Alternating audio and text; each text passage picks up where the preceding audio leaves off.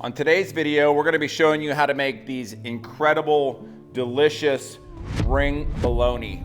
Perfect Ritz cracker size. These are some of our fall favorites, or any time of year, but it certainly hits different right around Thanksgiving or fall. Gorgeous rings of bologna. You know what I'm going to do, Scott? I'm going to be so kind as to give you the first one. You made a sandwich. No.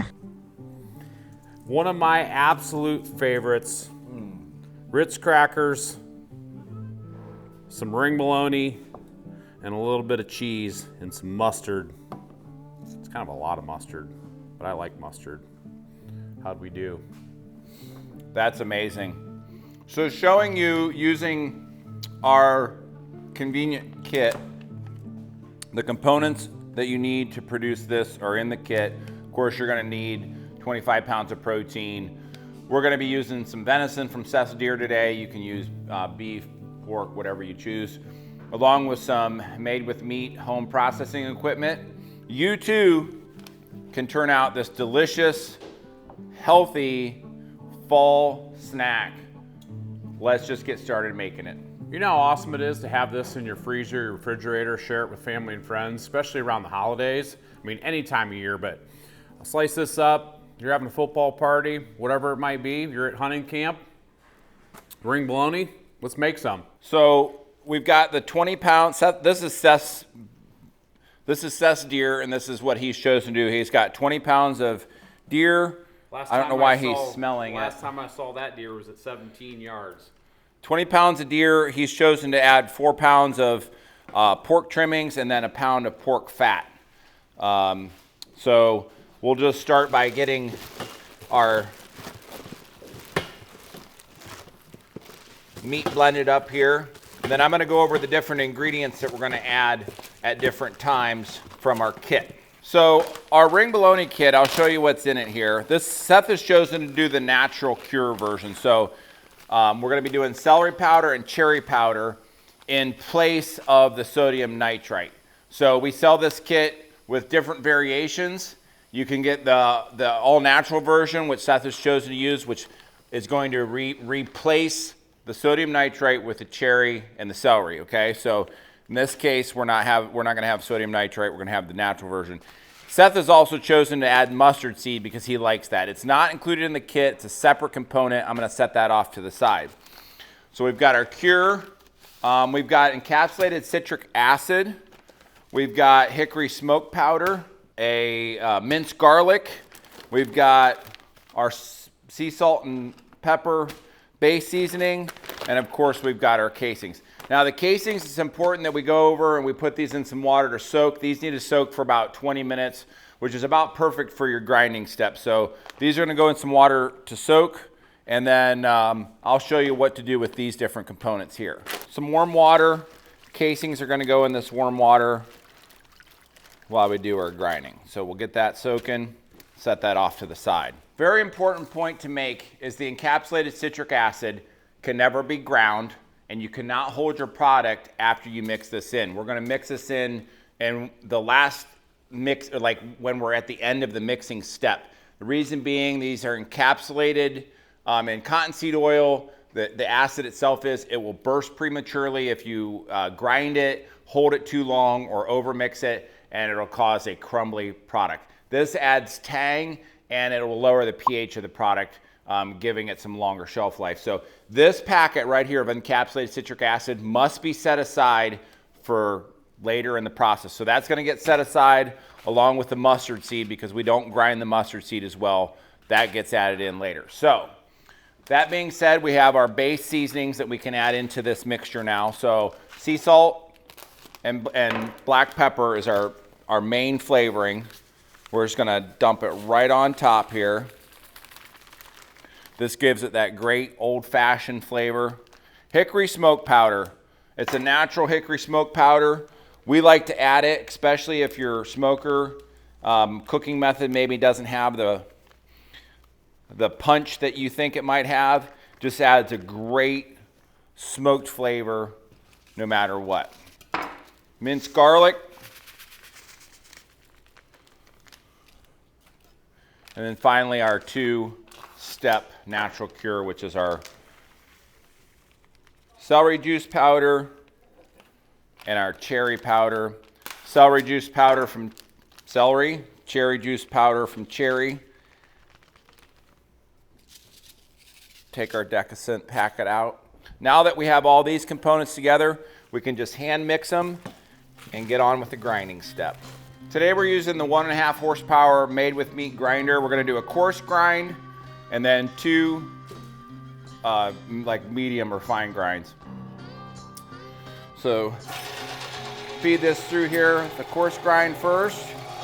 You'll notice that when we bone this deer out, we cubed it in these smaller pieces. That way they fit through the grinder nicely. Just something to remember when you're boning your deer out. Make them a little bit smaller pieces.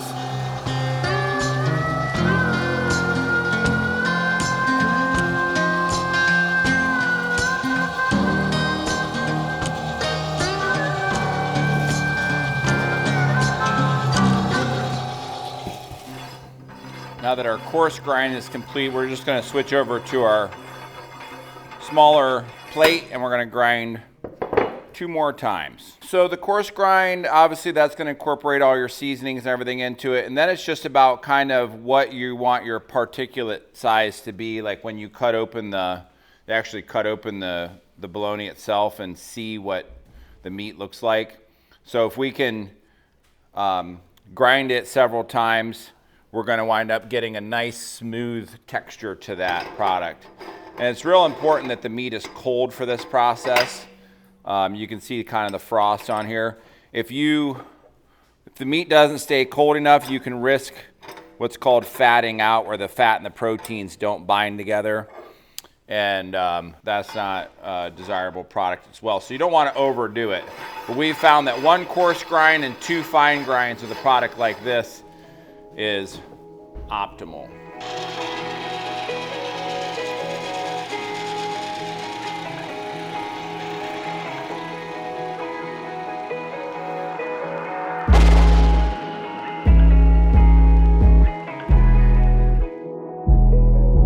So for this 3rd and final grind, we're going to add a couple pounds of ice. This just helps the meat go through the grinder, keeps everything super cold, and a little bit of water in your mixture is good for the stuffing step. It's going to give you a nice lubrication for that stuffing step. We're going to need it anyway.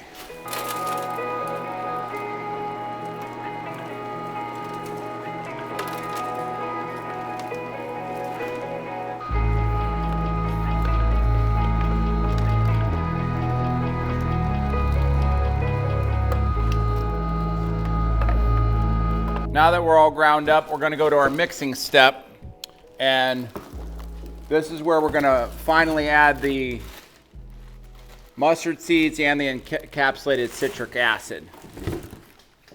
This just helps further blend that meat. You can do it by hand, but the mixer makes things a lot easier.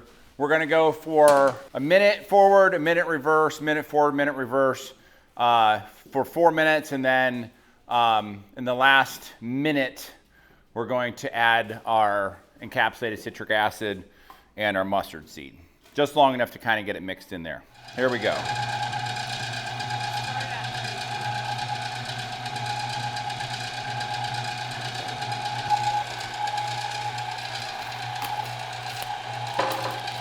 All right, so we've mixed for 4 minutes. Our meat's become nice and tacky. And it's time to mix in our mustard seed and our encapsulated citric acid.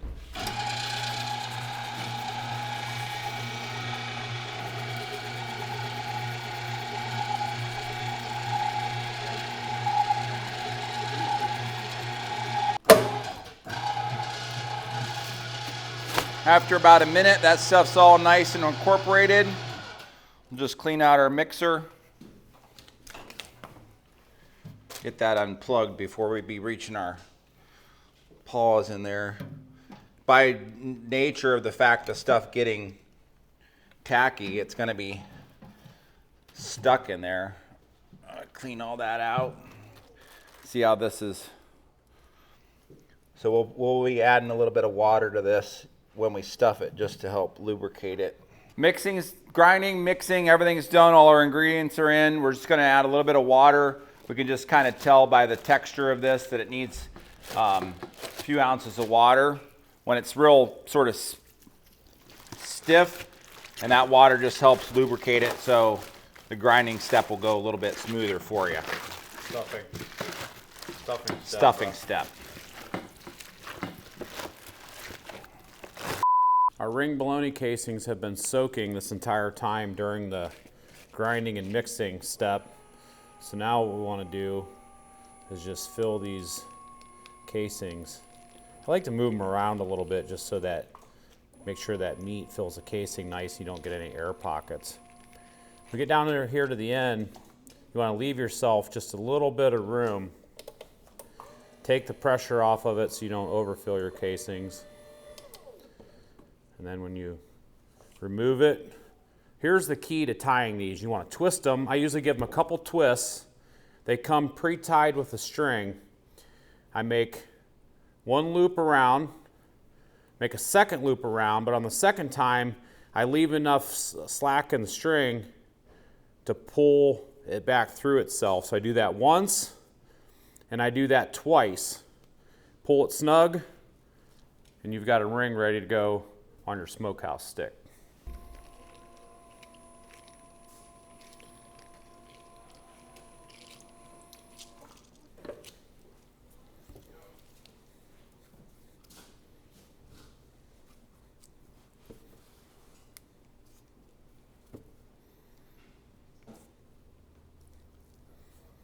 All stuffed up, we're heading to the smoker. I do want to mention that these casings, if you have some left over, just hang them, air dry them, re-soak them, reuse them. You certainly don't have to throw them away. We're heading to the Yoder smoker. Onto the Yoder. So these are sticks from our commercial oven. And then we modify this a little bit by putting some bricks in here that'll hold these up. We're gonna run this 150 is our starting stage. Our smoker goes that low, so we're gonna go 150 for the first couple hours, and then we're just going to step it up from there. But we'll put our probes in here. Just going to put one probe over there and one probe over here, just to get a few different spots on the grill. Close that. Check our pellets. We're cooking with the Bearded Butcher white oak pellets today. Looks like we got enough there in the hopper. We're set at 150. Let's just walk away for a couple hours while this smokes. With a table like this, that can mean only one thing. You're gonna need some of our Bearded Butcher Blend clean spices. In fact, that's why we're in the spice business. We're commercial butchers who realized in order to have clean label products, we needed to come up with our own spice formulations. Now, we've got over 100 different combinations available on beardedbutchers.com, so you can go there and grab some of these unique flavors and try them yourself. We may be commercial butchers, but we can also relate to the home user just like you, because right in front of us is a Ohio white-tailed deer, and you can guarantee we're going to use some items like our famous maple seasoning to make some bacon, or our dried mushrooms to make some mushroom and Swiss. Go ahead, grab some of our DIY kits, make these at home, and share them with your family and friends. I guarantee you're gonna be impressed. Okay, we hit temperature, which is 155 degrees. We're actually running at 156 and 158 on our two different probes. Checked in on the product a couple times. It's beautiful cherry red. We did 2 hours at 150, 2 hours at 175. Then I did an hour at 195 and bumped up to 215 to finish them off. So we've been on the smoker for, what is it now, 10, we put them on at 10, Looking at about 5 hours and 37 minutes or so. 5.5 hours. Ooh, Gorgeous. look at how dandy those are.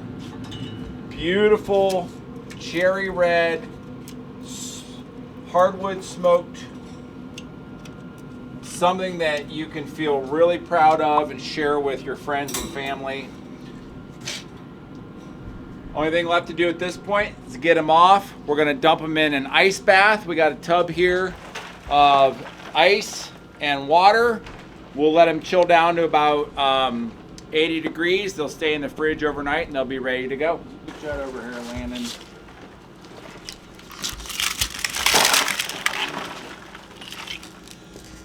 My turn. For the blessing of the bath. Perfect fit. So like I mentioned, we'll leave these in the ice water. I mean, I suppose you could leave them in there overnight, but we typically don't. We let them get down to about 80 degrees. That's kind of from our commercial setting in the ice bath. And then we'll just hang them back on the racks, put them in the cooler, and then of course they'll continue to cool down to cooler temps. And then in the morning, we will have a finished product and we'll be able to pack them up and enjoy them. I don't know if I'm going to be able to sleep tonight thinking about getting up and trying this in the morning. I'm excited. Into the cooler we go.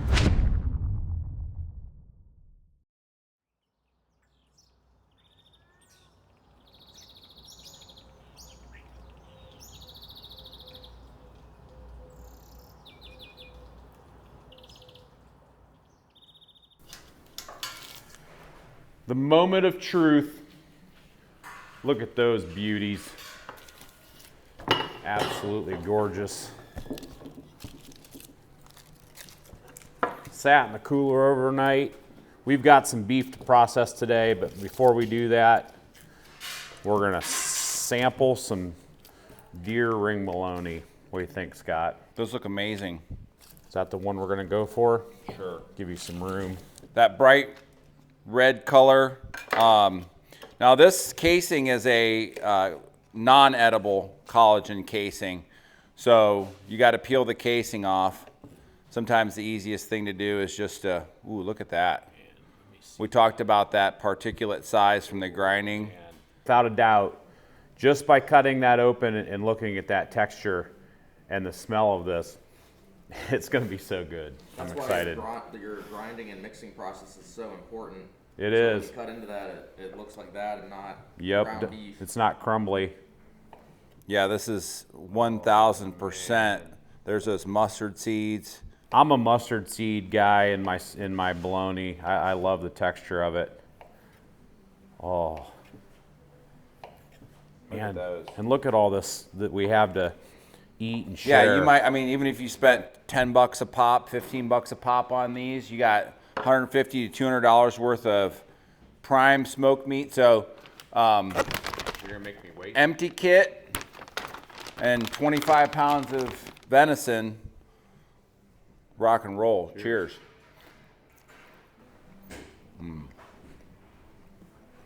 Bro, Unbelievable.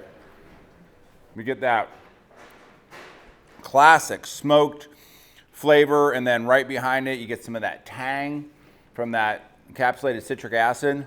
And here's the deal.